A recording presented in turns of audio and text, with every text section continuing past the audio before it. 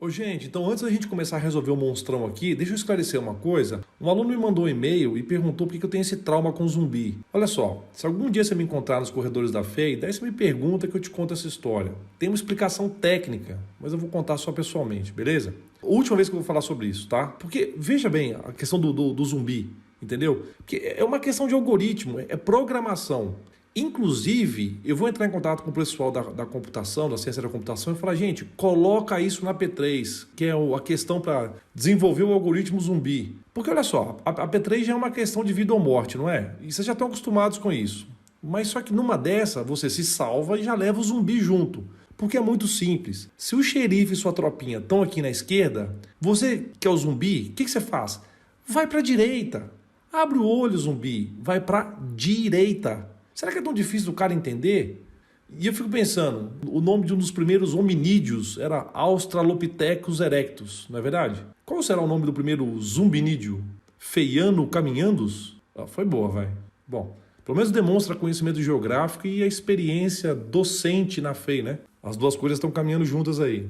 Agora, é fundamental, vamos voltar, é fundamental vocês entenderem que nós estamos tratando de 3 perguntas nesse exercício. A primeira pergunta é calcular o diâmetro usando o critério da ASME na seção indicada como D, que é essa seção aqui, ó, que está no assento, ou seja, embaixo da engrenagem número 2. Já a pergunta B pede para a gente desenhar o diagrama de fatores de concentração de tensão que aparecem no eixo. E quando a gente fala sobre isso, a gente pede que vocês mapeiem o eixo em 2 aspectos. Verificar quais são os fatores de concentração de tensão em decorrência de fixação de elementos montados. Depois que vocês façam uma análise em relação a possíveis variações geométricas existentes no eixo e finalmente vocês vão determinar o diagrama de KFF combinado, onde vocês vão ter a oportunidade visual de identificar claramente regiões nas quais eventualmente ao mesmo tempo exista a fixação de elementos montados e alguma variação geométrica.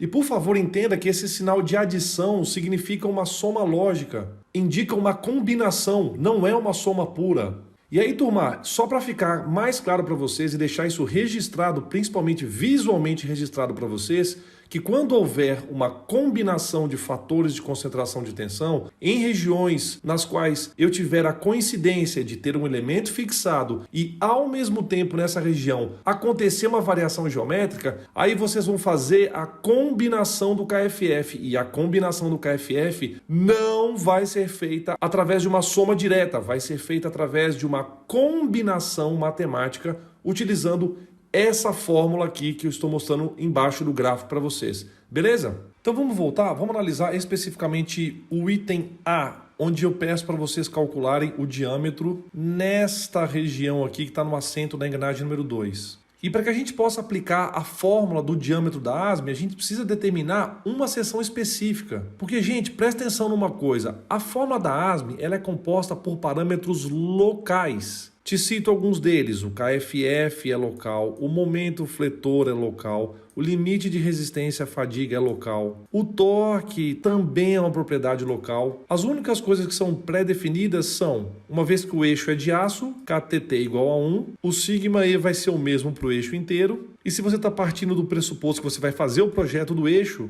você pode definir o coeficiente de segurança para o eixo todo. Inclusive, no nosso enunciado é fornecido que o coeficiente de segurança é 1,2, e como a gente tem eixo de classe resistência 8,8, a gente sabe que o sigma E é 640 megapascal, e eu obtive esse valor ao multiplicar o primeiro número vezes o segundo número vezes 10. Se eu quisesse o sigma R, eu teria que ter multiplicado o primeiro número vezes 100.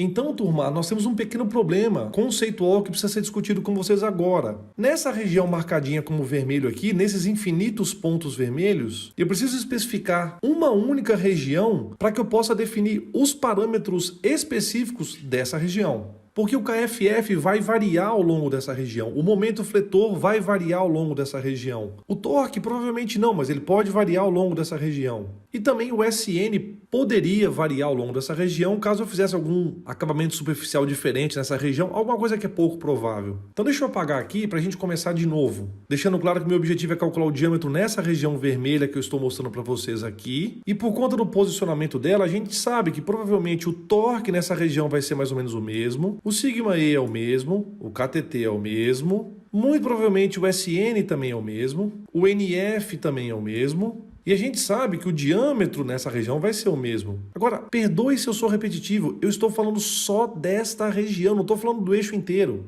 Então não fica claro para a gente que quem vai nos ajudar a pautar essa decisão será o resultado do binômio KFF vezes M, sendo que M é o momento fletor naquela região?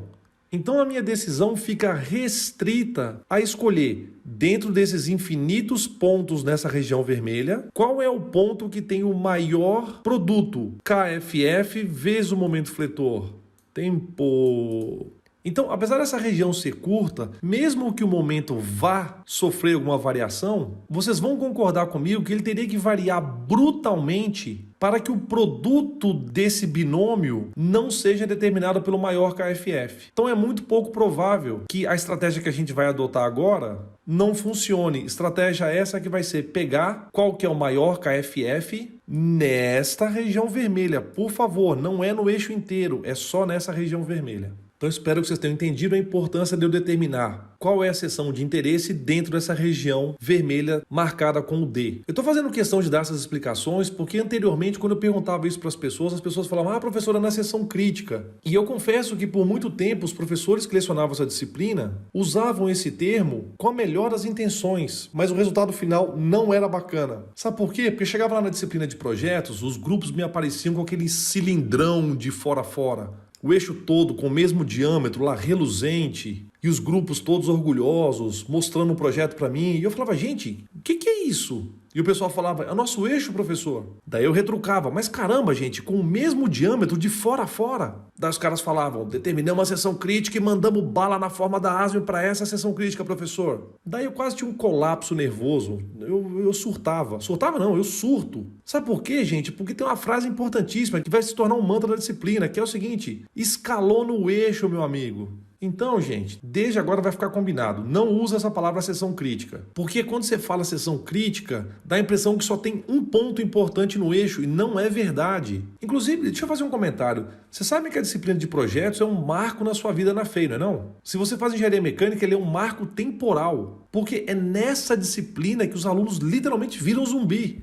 Você sabe por quê? Porque os malditos deixam para fazer o projeto na última semana de entregar. É na última. E daí eles forçam a transformação em zumbi. Eles mudam o algoritmo vira ao contrário. Não é o zumbi morrendo, é o xerife virando zumbi. E virando zumbi porque que ele quer. O xerife tá lá, bonitão, com a Carol, gatíssimo, uma bela companhia, e deliberadamente o xerife fala, quer saber uma coisa, cara? Vou me deslocar tangencialmente, em velocidade uniformemente variada, e eu tô usando essas palavras aí porque o xerife é engenheiro. E aí ele vai a passos largos com sua bota de 7 léguas direto para a boca do zumbi. É por isso que na semana antes de entregar o projeto, a densidade de zumbi na FEI triplica. E a consequência disso é que nesse período específico de tempo, o professor de projeto é alvo preferencial. E de acordo com a Organização Mundial da Saúde, a gente vira grupo de risco total nessa semana. Mas vamos voltar aqui. Então você vai fazer o cálculo só para essa região vermelha, mas você está vendo que o eixo tem outras seções. Tem essa outra seção azul aqui, tem essa outra seção na região do acoplamento, que eu marquei de roxo,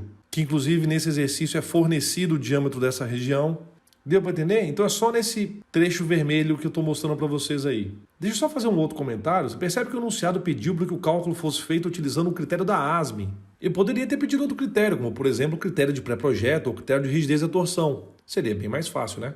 Mas me diz, nessa região vermelha, onde nós vamos fazer o cálculo? Só não responde seção crítica, senão meu coração acelera aqui, hein? O correto seria você falar, professor, a gente vai fazer os cálculos na seção que tiver a pior combinação, e por pior, turma, eu quero dizer a mais alta, entende? A mais alta combinação, o mais alto produto do binômio KFF vezes o momento fletor. Deixa eu fazer uma limpeza na tela aqui. Estamos falando do diâmetro nesta região vermelha aqui.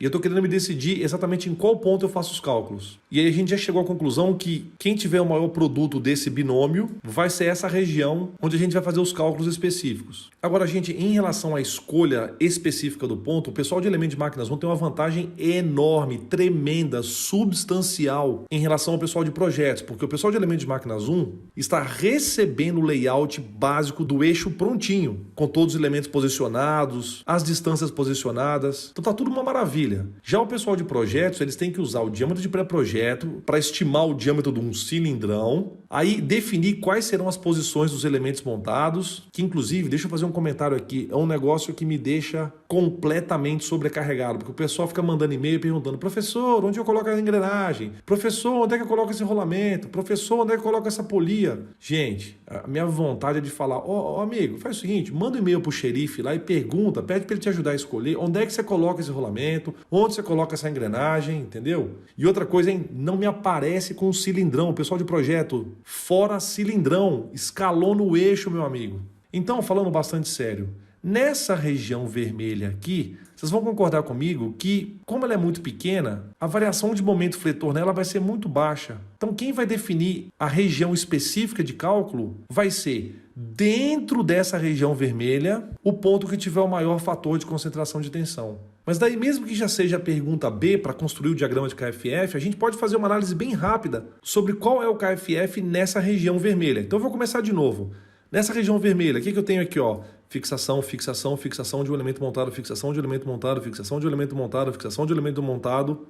Então, até aqui, bem próximo da zona onde varia o diâmetro, eu só tenho um KFF, que é devido à fixação desse elemento montado. Mas vocês vão concordar comigo que nesta região que eu marquei aqui com um traço vermelho vertical, nesta região, além do KFF devido à fixação da engrenagem 2, vou exagerar, hein?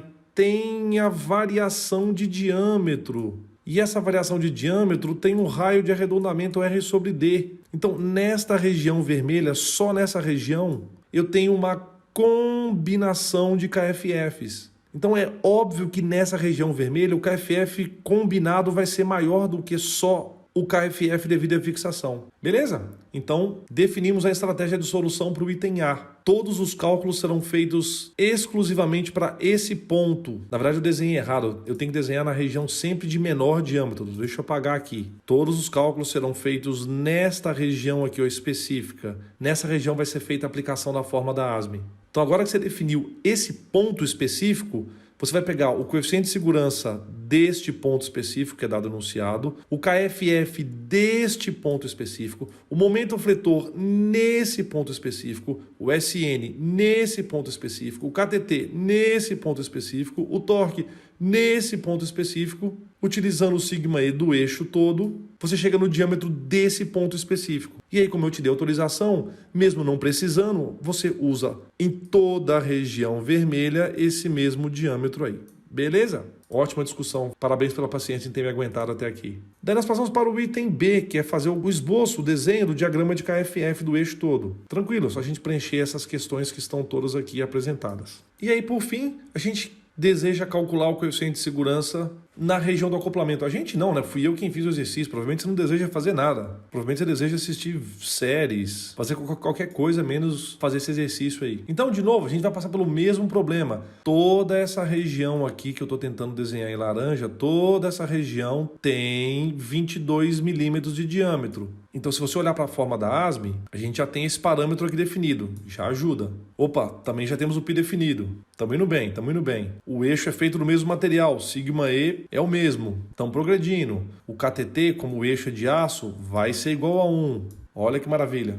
Daí, a gente vai precisar determinar todos esses parâmetros. Quando eu falo todos, eu estou me referindo ao torque, ao momento fletor, ao KFF, ao SN, nessa região aí. E a gente precisa definir qual que é a região específica, na verdade, qual que é o ponto específico dentro dessa região laranja. E qual passa a ser meu critério? Exatamente o mesmo. Nós vamos pegar a região onde vai ter o maior KFF.